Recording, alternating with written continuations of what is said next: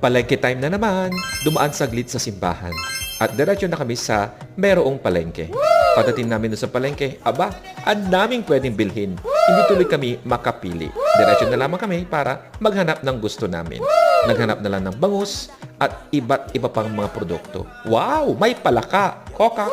Ano ang napili? Bangus na lang daw. Mura daw kasi. 100 lamang per kilo. Meron mga talaba, ibang seashells, pero hindi namin binili.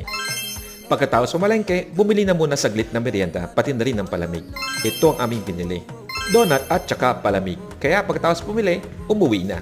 Ito, bangus, lagyan ng kamatis, pati na rin ng sibuyas. At pagkatapos nito, timplahin ng konti at iihaw na. Ayan, masarap ang aming lunch. Yung tilapia, nililinis na lang ni Ate Arlene. Dahil mamaya, ipiprito niya.